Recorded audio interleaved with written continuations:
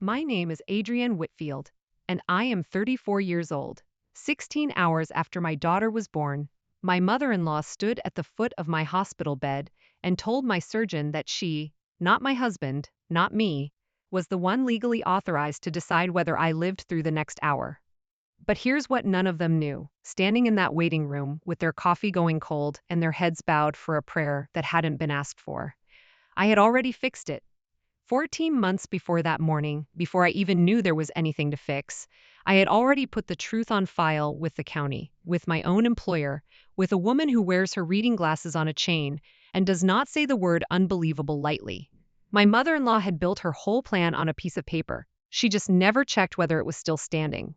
Welcome back to my channel, where paper outlasts charm every single time. If you have ever had someone try to speak for you in a room where you couldn't speak for yourself, drop a comment below and be sure to subscribe.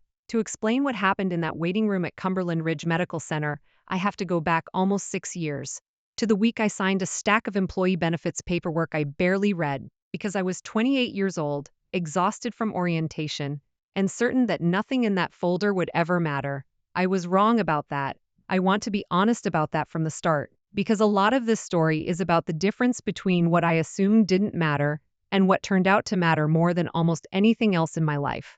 I grew up outside Harlan, Tennessee, in a 2-bedroom house on Cutchin Road that smelled permanently of wood smoke and my grandmother's Folgers coffee, the canned kind, made too strong on purpose because my grandfather liked it that way. My mother worked the register at the Pigeon Roost Pharmacy for 22 years. My father drove trucks hauling coal out of the ridges until his knees gave out, and then he drove a school bus instead, because a man in that part of the state does not simply stop working. I was the first person in my family to go past a 2-year degree, and I did it on loans, on a partial scholarship from the hospital auxiliary, and on 4 years of 12-hour shifts at a diner called the Dutch Kettle on Route 421. Where I learned to carry 6 plates on 2 arms and to smile at people who tipped $1 on a $30 check. I became a nurse because my grandmother had a stroke when I was 16, and the ICU nurse who cared for her, a woman named Carla Jennings, sat with our whole family in a hallway at 2 in the morning and explained, in plain words, without a single wasted syllable, exactly what was happening and exactly what to expect. I remember thinking, I want to be the person in that hallway. Not the doctor giving the 10-minute update and moving on, the one who stays. I got my nursing degree from a program 2 hours from home, worked nights at a rural hospital in Middlesboro for 3 years, and then took a position in the medical ICU at Cumberland Ridge Medical Center, the regional hospital that serves Harlan County and 3 counties around it. 6 years in, I am a charge nurse on the night shift, which means I run a unit of 8 beds, 4 nurses, and however many crises the county decides to send us on a given Tuesday. I chart faster than anyone else on my floor. I have run more code alarms than I could count if you asked me to, and I have learned that the quietest voice in a room is very often the one keeping everyone else alive. I met Caleb Whitfield at a wedding I wasn't even supposed to attend, a coworker's cousin's reception at a barn venue off Route 38, the kind with string lights and a caterer who ran out of chicken by 9 o'clock. Caleb was the best man's brother. Tall, a little sunburned across the back of his neck, and he spent 20 minutes helping an elderly guest find her car in a gravel lot in the dark before he ever said a word to me. I liked that about him before I liked anything else. He still works at his family's business, Whitfield Farm Supply, a feed and hardware store that's been on Cumberland Avenue in downtown Harlan for 51 years, founded by his grandfather and run now, on paper, by his father, Walter, though everyone in town understood by then that it was really run by Walter's wife. That was my first introduction to Lorraine Whitfield. Not as a person exactly, as a shadow behind every decision Walter made out loud. I met her in person 3 weeks later, at a Sunday dinner at the Whitfield house on Ivy Hill, a big brick colonial with a wraparound porch and a smell, when you walked in, of cedar polish and something baking that Lorraine had made from scratch and would tell you, unprompted, took 4 hours. She was 61 then, silver blonde hair set every Thursday at the same salon, a voice that carried the particular warmth of a Southern hostess who has spent decades perfecting the art of making a room feel like it belongs to her. She hugged me before I'd even set down my purse. She told me my earrings were lovely. She asked me 3 separate times, over the course of that first dinner, what my 5-year plan was, in a tone so pleasant that it took me weeks to realize it wasn't really a question. It was an audit. I want to be honest about the part that's hard to admit here. I liked her, at first. Genuinely. She was the kind of woman who remembered your coffee order and your grandmother's name and sent a card, an actual paper card, for your birthday, your work anniversary, the anniversary of your grandmother's passing. She could make you feel, for a few minutes at a time, like the most important person in Harlan County. I didn't have that kind of mother growing up. Mine loved me fiercely but plainly, in the currency of casseroles and worry, not compliments. And some starved-out part of me leaned into Lorraine's warmth, the way you lean into a space heater in January, without asking what it was costing to run. Caleb and I married 2 years later, in the fellowship hall of First Baptist Church on Cumberland Avenue, with Pastor Boyd Ellison officiating, the same pastor who had baptized Caleb 30 years earlier. Lorraine planned most of it. I let her, because I was working 60-hour weeks that spring and because, I told myself, it made her happy, and making Lorraine happy seemed, at the time, like a small price for a peaceful family. The red flags didn't arrive all at once. If they had, I think I would have recognized them for what they were and left the driveway before I ever unpacked a single box. Instead, they came the way most control comes into a marriage. One small, reasonable-sounding request at a time, each one easy to justify on its own. Each one only visible as part of a pattern years later, when you finally lay them all out on a table in a row. The first one was small enough that I laughed about it at the time. 6 months into our marriage, I mentioned to Lorraine over coffee at her kitchen table that I was thinking about picking up per diem shifts at a second facility to pay down my student loans faster. She set her cup down. I remember the sound of the china on the saucer, a small, precise click, and said, Caleb's grandfather always said a woman running herself ragged makes for a house that runs itself ragged too. I told her I appreciated the concern, that the extra shifts were temporary, that Caleb and I had already discussed it. She smiled and changed the subject to her garden club's fall luncheon. I thought that was the end of it. It wasn't the end of it. 2 weeks later, Caleb told me, gently, almost apologetically, that his mother had asked him whether I was still planning to run myself into the ground with the extra work. He hadn't asked her to bring it up. She had simply found a way to put the question in front of him instead of me, so that the pressure would arrive secondhand, softened, harder to push back against without looking like I was picking a fight with someone who only wanted what was best for our family. That became the pattern, though I didn't have a name for it yet. Lorraine rarely told me directly what she thought I should do. She told Caleb, or she told his sister Renee, or she mentioned it in passing to a mutual friend at church, who would mention it back to me at the grocery store on Cumberland Avenue, phrased as concern, as though the entire town of Harlan had been recruited into a quiet committee on the subject of my choices. When I got pregnant the first time, a pregnancy we lost at 9 weeks, quietly, privately, the way we wanted to grieve it, Lorraine found out anyway because she had called my OB's office directly, introduced herself as the mother-in-law and emergency contact, and asked the receptionist, a young woman named Kayla who didn't know any better, to confirm my due date. I found out about that call only because Kayla mentioned it to me at my next appointment, assuming I already knew. I didn't. I sat in my car in the parking lot of Cumberland Ridge OB Associates for 11 minutes before I could make myself drive home. That should have been the moment I understood what I was dealing with. I want to be honest about the part that's hard to admit, it wasn't. I told myself she was overbearing, old-fashioned, a woman who had never learned where the boundary of family concern ended and privacy began. I did not yet understand that Lorraine Whitfield did not experience boundaries as things that applied to her. She experienced them as obstacles that other people had failed to remove out of politeness, and it was only a matter of time before she removed them herself. If you've ever had a mother-in-law who found things out before you told her, you already know exactly the feeling I'm describing.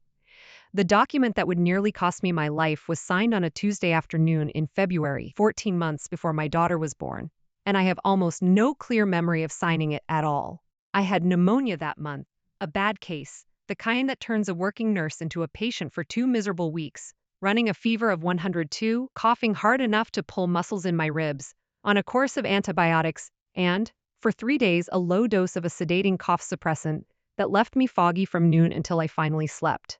Caleb was traveling for the farm supply business up in Knoxville for a distributor conference. So Lorraine insisted I come stay at the house on Ivy Hill so somebody can watch you, and I was too sick and too tired to argue. I remember the kitchen table. I remember tea with honey. I remember Lorraine setting a stack of papers in front of me and saying something about just some insurance renewal stuff, since Caleb's on the road and it needs a signature by Friday, and I remember signing my name 3, maybe 4 times, on pages I did not read closely, because my eyes were swimming and my chest hurt, and I trusted completely that my mother-in-law would not hand me anything that wasn't exactly what she said it was. I have thought about that afternoon more times than I can count since. I do not remember a notary in the room. I have since learned there did not need to be one physically present for what happened next. Only a signature and a name that could later be attached to one. One of those pages, I would learn 14 months later, was a durable power of attorney for healthcare, naming Lorraine Ann Whitfield as my healthcare agent, authorized to make medical decisions on my behalf in the event I was unable to make them myself. It was notarized, or claimed to be, by a woman named Denise Pruitt, a member of Lorraine's book club and a notary public whose commission, as it turned out, had quietly expired 5 months before that February afternoon. The witness signature on the page belonged to a woman named Carol Ann Meese, who, according to records Mag Doyle would later pull, was attending a 2-day nursing continuing education conference in Nashville that week, 3 hours from Harlan, with a hotel receipt and a conference sign-in sheet to prove it. None of that mattered to me at the time, because I didn't know any of it existed. I went home that Friday when Caleb got back, finished my antibiotics, went back to work the following Monday, and never thought about that stack of papers again. Lorraine never mentioned it. She actually filed it, a certified copy, with the county recorder's office, and kept the original in a fireproof box in her closet. The same box where she kept Walter's life insurance policy and the deed to the lake cabin. I want to pause here and say something plainly, because it matters for everything that comes after. I already had a healthcare directive on file. When I was hired at Cumberland Ridge Medical Center 6 years earlier, as part of standard new employee benefits paperwork, I had completed the hospital's own advanced directive form, the same one we hand every patient on admission, and named Caleb, we were engaged by then, as my healthcare proxy. It sat in my employee file with HR, current, valid, exactly where it was supposed to be. I had simply never thought to update it or even think about it again, because I was 30 years old and healthy, and it had never once occurred to me that 2 competing documents, one true and one forged, would ever be laid side by side in front of a surgeon while I was unconscious on a table. Every family has a drawer nobody opens. Mine had 2. I found out something was wrong 7 months into my second pregnancy. A healthy one this time, thank God, though not an easy one. I had gestational hypertension, borderline preeclampsia by month 7, and my OB, Dr. Renata Sue, wanted to see me every 2 weeks instead of every 4. I called to switch my appointment reminders and update my contact preferences with the front desk, a routine call I'd made a dozen times before. And the new receptionist, not Kayla anymore, a young man named Tyler, put me on hold for what felt like a long time and came back sounding uncertain. "Ma'am, I'm showing a restriction on this file. Records and appointment information can only be released to the designated emergency contact." I told him I was the patient. He said he understood that, but the note in the system specified that even scheduling details needed to be confirmed through the listed contact first. "Who's the listed contact?" Pause. "Lorraine Whitfield." I sat very still in my car, the same parking lot, I realized later, where I had sat 11 minutes after learning about the pregnancy that never made it to 12 weeks. I asked Tyler when that restriction had been placed. He checked. 14 months earlier, February. I want to be honest about what I did next, because it's the part that's hard to admit. I didn't call Lorraine and confront her. I sat in that parking lot and cried, quietly, the kind of crying you do when you're trying not to smear the makeup you put on for a job you're about to go to. And I called my own OB's office back the next morning and asked, calmly, in what I think of as my nurse voice. Flat, professional, no adjectives in it. The voice I used to tell a family member their loved one has coded to speak to the office manager directly. Her name was Priya Anand, and she was kind and thorough. And within 10 minutes she had pulled the file and found it, a durable power of attorney for healthcare, on record since February of the previous year, naming Lorraine Whitfield as my agent, submitted by fax from a number registered to the Whitfield Farm Supply front office. "Did I ever come in and provide this?" I asked her. "No, ma'am, it came in by fax with a cover sheet. We're required to accept documents that appear facially valid." Valid? Facially valid. I remember that phrase because it stayed with me for months afterward. A document doesn't have to be true. It only has to look true enough that the person receiving it has no reason, on its face, to doubt it. That night, I told Caleb everything. The parking lot call, Tyler, Priya, the fax, the February afternoon I now understood differently. I watched something in my husband's face change while I talked, a kind of slow structural collapse, the look of a man realizing that a foundation he'd never questioned had a crack running clean through it. He didn't defend his mother. That's one of the things I want to say plainly about Caleb, because he doesn't get enough credit in most of this story. He sat at our kitchen table, put his head in his hands for a long moment, and said, I need you to tell me exactly what you want to do, and I'll do it. I'm not choosing her over you. I want that clear before we say another word. That's the honesty I want to give you here, too. I almost didn't push it further. I was 7 months pregnant, exhausted, and some tired, conflict-averse part of me wanted to let it go, to just quietly file new paperwork and never speak of it again, to avoid the war I could already feel coming if I named this out loud. That was the first time I almost gave up before I'd even started. I didn't give up. Partly because I am a nurse, and I have sat in enough family meetings to know exactly what happens when nobody corrects the record early.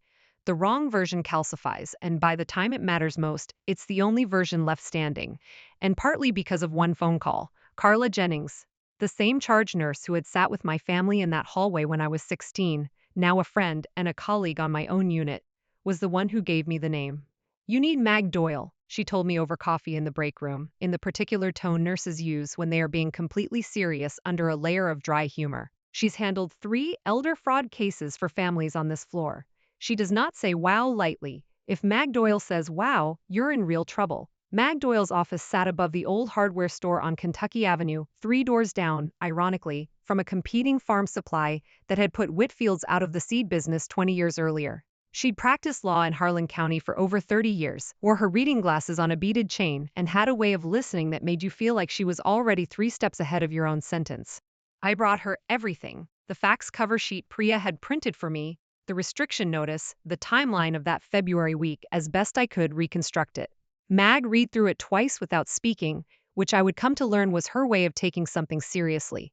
Then she took off her glasses, let them hang against her blouse, and said, well, not wow, well. I asked Carla about that later, and she just laughed and said, well is worse. Well means she's already building the file in her head. Mag pulled the notary registry for the state of Tennessee the same afternoon. Denise Pruitt's commission had lapsed the previous September, 5 months before she supposedly notarized my signature. A notarization performed after a commission expires isn't just irregular, it's void. The seal means nothing once the authority behind it is gone, the same way a badge means nothing once an officer's been decommissioned.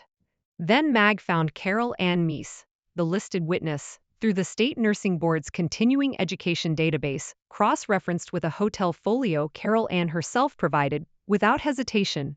Once Mag called and explained the situation. Carol Ann had been in Nashville at a wound care certification course the entire week. The document claimed she'd witnessed my signature in Harlan. She was, understandably, alarmed to learn her name had been used at all, and she signed a sworn statement to that effect within 4 days. Here's what we have, Mag told me, laying 3 documents flat on her desk in a row, edges squared like she was setting a table. 1. A power of attorney with an expired notary commission, which is void on its face under state law. 2. A witness signature belonging to a woman who was 90 minutes away in a hotel conference room. 3. She tapped the last page.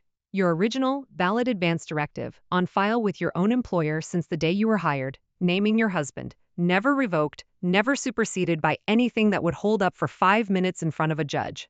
This is the part of the story I need you to remember, because it's the whole hinge of what happens later. The fraud was never the dangerous part. Fraud sitting quietly in a fireproof box in somebody's closet can't hurt anybody. What makes fraud dangerous is the moment somebody hands it to a stranger and asks them to believe it. In a room, under pressure, faster than anyone can check. Mag drafted a formal complaint to the Tennessee Secretary of State's Notary Division against Denise Pruitt. She helped me file a new, updated advance directive, clean, current, properly witnessed by 2 people with no connection to either family, naming Caleb as primary agent, and, at my insistence, Mag herself as backup. Because, she said dryly, your husband's a good man, but good men freeze sometimes. And somebody in this needs to be someone who won't. She sent a formal letter to my OB's office, to my employer's HR department, and, this was the part I hesitated over longest, to Lorraine Whitfield directly, notifying her that the document she held was void, and that any future attempt to invoke it in a medical setting would be treated as an act of fraud. I want to be honest about the part that's hard to admit. Sending that letter was one of the hardest things I've done. Not because I doubted it was right, because some small, hopeful part of me still believed Lorraine would read it, understand what she'd done, and simply stop, apologize, even, and I would get to keep some version of the relationship I'd wanted so badly when I first sat at her kitchen table 6 years earlier. She did not apologize. She called Caleb the same evening the letter arrived and told him, in a voice he described afterward as eerily calm, that lawyers twist things, that she had only ever done what any mother would do to protect her family, and that she expected this misunderstanding to be dropped before it embarrassed everyone at church. Tell me in the comments, if you've ever had a family member call fraud a misunderstanding, you already know exactly where this is headed.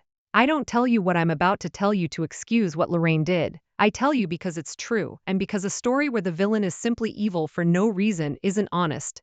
And I have tried very hard, in telling you this, to be honest.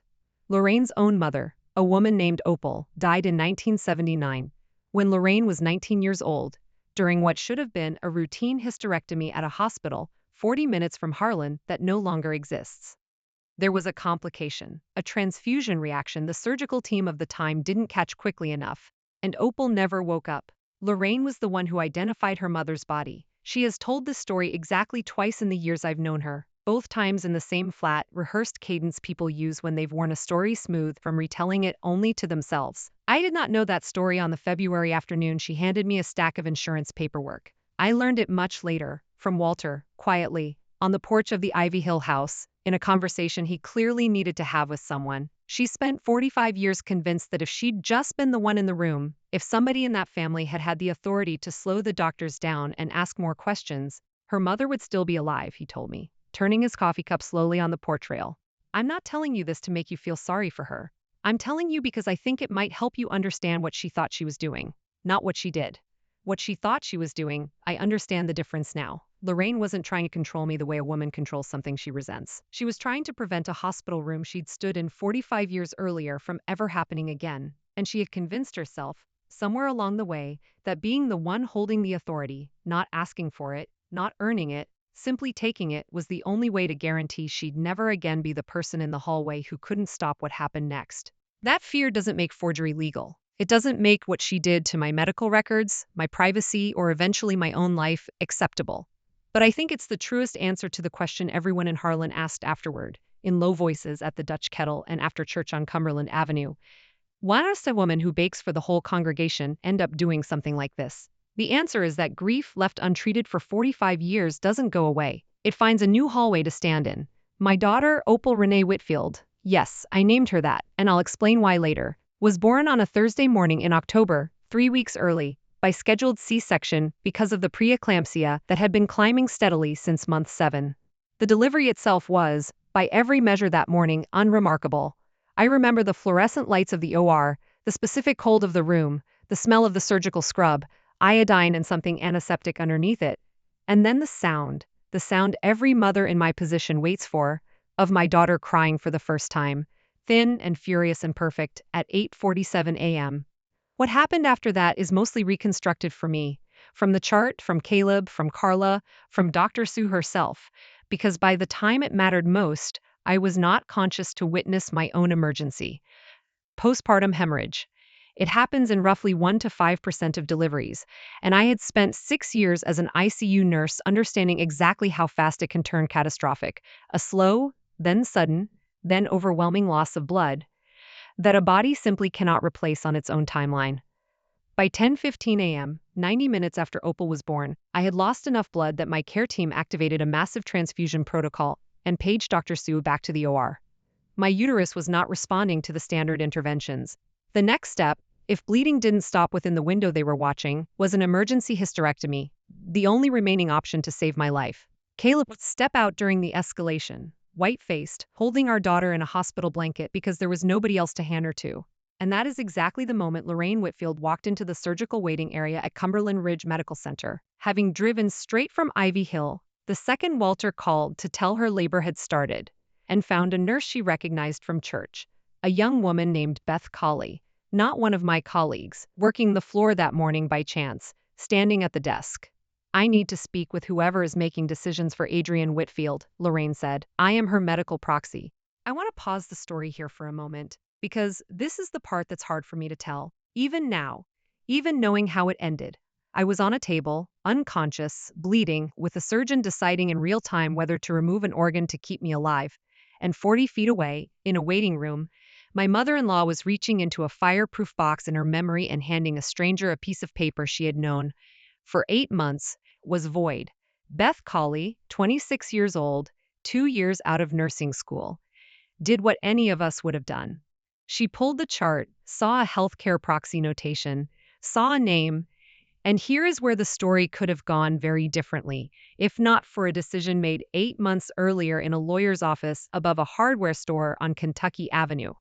Because when Beth pulled my chart, she did not find one document. She found two, flagged, dated, and annotated by Mag Doyle's letter, sitting in my record exactly where Priya Anand and my own hospital's medical records department had filed them months before, at my request. Specifically, so this could never happen the way it almost did. The current, valid directive named Caleb Whitfield as my healthcare agent. Attached to the older, superseded document, the one bearing Lorraine's name, was a formal notation, notarization invalid. Notary commission expired at time of execution. Document superseded by directive on file date. See attached correspondence. Beth, to her enormous credit, did not simply take Lorraine's word for it. She called the charge nurse on duty, a woman I did not know but will be grateful to for the rest of my life, who called the hospital's risk management office, whose after-hours line connected, within 4 minutes, to a woman named Patricia Loomis, the hospital's on-call patient advocate and risk manager, who happened to still be in the building finishing paperwork on an unrelated case. Patricia pulled the record herself. She read both documents, and she made the decision that saved my life. She authorized Dr. Sue to proceed with the hysterectomy based on the valid, current directive naming Caleb as my agent, with Caleb's own consent given the moment he was informed of the situation, standing in that hallway with our daughter still in his arms, not raising his voice, saying only, "Do whatever you need to do to keep her alive." That's what she'd want. I have the paper. I'll bring it to you right now. Surgery started at 10:41 a.m. It took 51 minutes. I lost, in total, an estimated 2,400 milliliters of blood, nearly half of what a person my size carries, and received 4 units of packed red cells and 2 of fresh frozen plasma before it was over. I woke up in recovery a little after 1 in the afternoon, groggy, cold, my throat raw from the breathing tube, and the first thing I remember clearly is Caleb's face above mine, and behind him, blurry, the ceiling tiles of a room I had walked past 1,000 times as a nurse and never once imagined I would wake up in as a patient. This is the second time in this story I almost gave up, not by choice, but by blood loss, by a body that came within what Dr. Sue later told me was a genuinely narrow margin of not making it back. I want to say that plainly, because I think it matters for what happens next. The paperwork Mag Doyle helped me file 8 months earlier wasn't paperwork. It was the difference between my daughter, growing up with a mother, and growing up hearing about one. If you've ever had a piece of paper matter more than you ever expected it to, tell me in the comments below. I was not in that waiting room. I was in recovery, then in my own hospital bed on the postpartum floor, drifting in and out on the residual anesthesia and the particular exhaustion of a body that has just been rebuilt in 51 minutes. But I have since pieced together from Caleb, from Mag, from Carla, and from Patricia Loomis's own account exactly what happened in that waiting room while I was still under, and again, hours later, once I was stable enough for visitors, because Lorraine Whitfield did not simply accept what she was told. She turned the waiting room into a stage of her own making, the way she had turned so many rooms into stages over the years, and she did not yet know that the stage had already been taken out from under her. By 11 o'clock that morning, word had spread through the family and the church, the way word always spreads in a town the size of Harlan. Renee arrived from her house on the other side of Cumberland Avenue. Walter came, quiet, his hat in his hands. Pastor Boyd Ellison arrived too. Lorraine had called him herself, from the waiting room, and asked him to come pray with the family in this difficult hour, which is, I have come to understand, exactly the kind of sentence that turns a hospital waiting room into a courtroom without anyone officially calling it one. Lorraine held court, according to everyone who was there, the way she had held court at every dinner party, every fellowship hall potluck, every wedding she'd planned for 30 years. She told the assembled family in a voice pitched just loud enough for the room that she had stepped in as my medical decision-maker, that she had insisted the doctors slow down and reconsider, that God had seen fit to guide the surgical team toward the right decision in the end. A version of events, I want to be very clear, in which she had somehow both objected to the surgery and then taken credit for its success. A contradiction nobody in the room seemed inclined to point out, because Lorraine Whitfield had never, in 50 years in that town, been the kind of woman people pointed things out to. What Lorraine did not know because Patricia Loomis had, correctly, kept the details of the document dispute out of the family waiting room until Caleb and Mag were ready to address it directly, was that the version of events she was telling was already, quietly, on record as false. Beth Colley's notes were in my chart. Patricia's decision and the reasoning behind it was documented, time-stamped, and complete. Caleb waited until I was stable, until Dr. Sue had confirmed, around 3 that afternoon, that I was out of the woods, my numbers climbing, color back in my face, before he called Mag. She was in the building within 40 minutes, having been, in her words, hoping I wouldn't need to drive to that hospital today, and packing the folder anyway, because hope is not a strategy. She found the family still gathered in the waiting room. Lorraine, Walter, Renee, Pastor Ellison, 3 of the church ladies from the garden club who had come to sit with the family, and Beth Colley's charge nurse, who had stayed on past her shift because, she told Mag later, I had a feeling this wasn't over. Mag did not raise her voice. I want you to understand that about her, because it's the same thing I have tried to be my whole career, in 100 hallways just like that one. The quieter the room needs you to be, the more it matters that you actually manage it. Mrs. Whitfield, Mag said, setting her folder on the small round table in the center of the waiting room, the way you'd set a hand of cards face up. I'd like to walk everyone here through exactly what happened this morning, because I think there's a version being told in this room that isn't the one written down in the chart. Lorraine's face, according to 3 separate accounts that all agree on this detail, did something Caleb had never seen it do in 34 years. It went, for just a moment, entirely still. The particular stillness of a person doing arithmetic they don't want to finish. Mag laid out the documents one at a time, the same way she had laid them out for me 8 months earlier. The February power of attorney, with Denise Pruitt's expired notary seal circled in red. The sworn statement from Carol Ann Meese, 3 hours away at a conference the day she supposedly witnessed a signature in Harlan. The formal complaint filed with the Tennessee Secretary of State. And, last, the current, valid advance directive, the one that had actually been used, that morning, to save my life, with Caleb's signature on the acknowledgement of consent, time-stamped 10:38 a.m., 3 minutes before I went under a second time. This document, Mag said, tapping the February paper, is void. It has been void since before it was ever signed, because the notary's commission had already expired. It was never legally capable of granting Mrs. Whitfield any authority at all. What actually kept Adrienne alive this morning was a directive Adrienne filed herself, 6 years ago, naming her husband, which she updated 8 months ago after learning that this, she tapped the February document again, existed without her knowledge or consent. Walter set his coffee cup down very carefully, the way a man sets something down when his hands have started to shake and he doesn't want anyone to see it. Renee said, quietly, Mom, is that true? Is that your signature on the fax cover sheet from the store? Lorraine did not answer right away, and I think that silence, 3, maybe 4 seconds, in a room full of people who had never once seen her without a ready answer, told the room more than anything Mag had laid on the table. I did what any mother would have done, Lorraine finally said, and her voice, for the first time that anyone could recall, was not the practiced warmth she'd spent decades perfecting. It was thin and it was scared. I have watched this family lose people to hospitals that moved too fast. I was not going to stand in a waiting room again and just wait to be told what happened after it already happened. I understand that fear, Mag said, and she meant it. She is not a woman who performs kindness she doesn't have, which is exactly why the room believed her. I understand it better than you might think. But fear doesn't give a person the legal right to forge a document, restrict a grown woman's own medical records, or attempt to override a validly executed directive while her husband and her surgical team were trying to save her life. Those are not the same thing, and everyone in this room needs to be clear on the difference before we leave this waiting room today. Pastor Ellison, who had come to pray and found himself instead sitting through what amounted to a deposition, cleared his throat and said the only thing, according to Caleb, that landed cleanly in that entire hour, Lorraine, did you know that document was invalid before this morning? And Lorraine, standing in a hospital waiting room in front of her husband, her daughter, her pastor, 3 women from her own garden club, and a charge nurse who would tell this story quietly to exactly the right person for the rest of the year, said, yes. Subscribe if you're staying for what happened after that word left her mouth.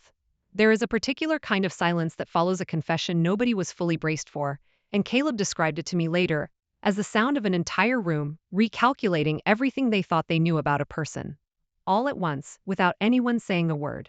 Walter was the first to speak. He stood up, An old man in a hardware store apron he hadn't bothered to change out of that morning. 63 years old, married to Lorraine for 38 of them. And he said, in a voice that cracked halfway through the sentence, "You knew. You've known for 8 months, and you let this go on until it nearly cost us our granddaughter's mother." Lorraine reached for him, the way she had reached for every crisis in that family for 4 decades, with an outstretched hand and a story already forming behind her eyes. Walter stepped back, not dramatically, just far enough that her hand found only air. "I was protecting this family," Lorraine said, and her voice had climbed now, the practiced warmth entirely gone, replaced by something closer to panic. "Somebody has to be the one who acts. Somebody has to be the one who doesn't just sit and wait and hope for the best while a hospital decides Adrienne is a nurse, Mama." Renee's voice quiet, but it stopped Lorraine mid-sentence. "She has run more codes than anyone in this room could count. You forged a legal document behind the back of a woman who understood exactly what that hospital was doing, better than any of us ever could. You didn't protect her. You almost got in the way of the people who did." Beth Colley's charge nurse. I never learned her full name, only that Carla later described her as a woman who does not miss a beat. Stepped forward at that point, professional, measured, and said the sentence that Mag later told me was the one that actually ended the conversation, more than anything in her own folder had managed to do. "Mrs. Whitfield, I want you to understand something, because I think it matters more than the legal side of this. If Adrienne's chart hadn't already had that current directive on file, and if I hadn't had it in front of me at 10:15 this morning, I would have had to stop and verify your document's validity before we could even respond to what you were telling us. In an emergency like the one we had this morning, that delay could have been the difference between her living and not living. You didn't almost win an argument today, you almost cost this family everything, and the only reason you didn't is because your daughter-in-law didn't trust you enough to leave the real paperwork sitting in a drawer." Lorraine did not cry loudly. "I want to be precise about this, because it matters to me." Having heard the account secondhand so many times, she did not collapse into the kind of performance she'd given at that kitchen table over the assisted living brochure years earlier. In a different story I'd only later hear pieces of from other families in this town who'd crossed her. This was different. This was quiet, and it was real. The way grief that's finally caught up with someone looks different from grief performed for an audience. She sat back down in the waiting room chair, put her face in her hands, and stayed that way for a long time, while her husband stood a careful distance away, and her daughter sat, uncertain, in the chair beside her, and Mag Doyle quietly gathered her folder back together and did not say another word, because there was nothing left that needed saying out loud. Pastor Ellison, to his credit, did not rush to smooth it over. He sat with the silence the way a good pastor learns to, and after a while he said, gently, "Lorraine, I think what this family needs from you now isn't an explanation. It's an apology, and then it's time." If this hit close to home, subscribe, because what comes after a moment like that is the part most people never get to see. I met Lorraine for the first time since the birth 2 days later, in my hospital room, with Opal sleeping in the bassinet beside my bed, and my body still stitched and sore in a way that made every movement deliberate. Caleb had told me everything by then: the waiting room, the notary, the confession, Walter's face. I had 2 days to decide what I wanted to say to her, and I want to be honest with you about something. I didn't know, until she actually walked through the door, what that was going to be. She looked smaller than I remembered. Not physically. Lorraine Whitfield is not a small woman, never has been, but smaller in the way a person looks after the room, stops giving them the deference they've spent a lifetime assuming was permanent. She stood at the foot of my bed, the same place she'd once stood at her own kitchen table handing me insurance paperwork, and she said, "I don't expect you to forgive me. I came to say I'm sorry, and to tell you understand if you never want me in this child's life." I did not raise my voice. If anything, I lowered it, the way I do when I need a room to lean in and actually hear me instead of just waiting for their turn to talk. "I'm not going to pretend what you did wasn't dangerous," I told her. "It nearly cost me my life, and it would have cost Opal her mother, and I need you to sit with that fact fully before we talk about anything else. But I also know why you did it. Walter told me about your mother, about that hospital in 1979. I understand fear that old doesn't just go away because somebody asks it to. That doesn't excuse it," she said, and her voice broke on the word. "No," I said, "it doesn't. Understanding why someone did something isn't the same as deciding it was all right. Those are two different things, and I need you to hold both of them if you want any part of a relationship with this family going forward." I told her what that would require. Not forgiveness offered freely and immediately. I want to be honest that I was not ready to offer that yet, and I don't think pretending otherwise would have been true to who I am. I told her she would need to formally withdraw the void document from any record where it still appeared. I told her the notary complaint against Denise Pruitt would proceed regardless, because what had happened to me could happen to someone else, someone without a nurse's instincts and a lawyer above a hardware store, and I was not willing to let that possibility stand uncorrected. I told her that any relationship with Opal going forward would happen on terms Caleb and I set, together, in writing if necessary, and that the first term was simple: she would never again attempt to make a decision on my behalf or anyone else's without being asked. She nodded. She did not argue. And I think that, more than the apology itself, is what told me something in her had actually shifted, not because a good woman doesn't argue when she's wrong, but because Lorraine Whitfield had spent 50 years being a woman who always had a counterpoint ready, and in that hospital room, for the first time I ever witnessed, she simply didn't reach for one.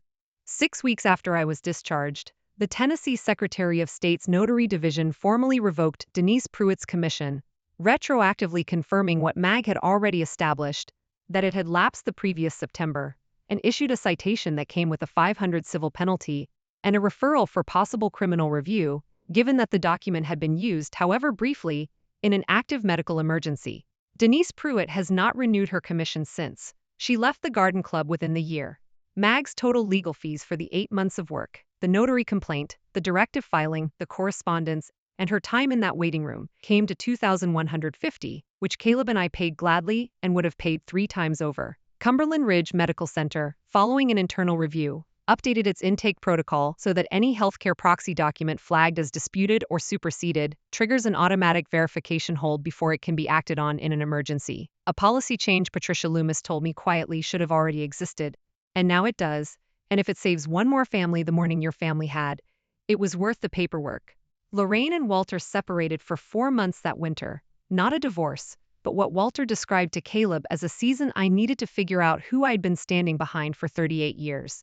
They reconciled the following spring. On different terms, Walter now signs, in his own hand, anything filed on behalf of Whitfield Farm Supply, and Lorraine no longer has signing authority on the business accounts.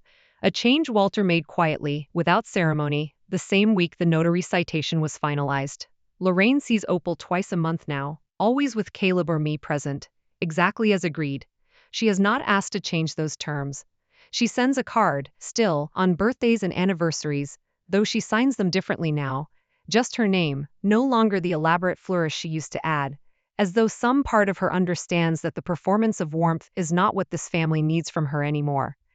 What it needs, if it needs anything from her at all, is patience, and proof, given slowly, over a long time, the way trust is always rebuilt when it's rebuilt honestly, one small kept promise at a time, never all at once. I went back to work 11 weeks after the surgery, on the same unit, in the same 8 beds, running the same night shift. Carla brought a casserole the week I returned, the way she has for every family on that floor for 20 years, and said only, "Glad you're still charting Whitfield," which from Carla is as close to a eulogy for the whole ordeal as I ever got, and exactly the amount of sentiment I wanted. I named my daughter Opal Renee, Opal, after the grandmother Lorraine lost in 1979, the woman whose death, I came to understand, had quietly shaped almost every choice Lorraine made for the rest of her life, including the worst one. I did not choose that name to excuse what happened. I chose it because I believe, as a nurse, in naming things honestly, the disease, the diagnosis, the fear underneath the behavior, and because I wanted my daughter to grow up knowing that the story behind her name includes both a woman who was failed by a hospital in 1979 and a grandmother who, decades later, let that old failure nearly cause a new one. Both things are true. I have found, in 6 years of nursing and 34 years of living, that most of the hardest truths in a family are the ones that require holding 2 things at once. I have thought a great deal, in the months since, about the 2 documents that sat side by side in my chart on the morning my daughter was born. One forged in a moment of fear at a kitchen table, one filed properly, years earlier, by a woman who had no idea yet how much it would someday matter.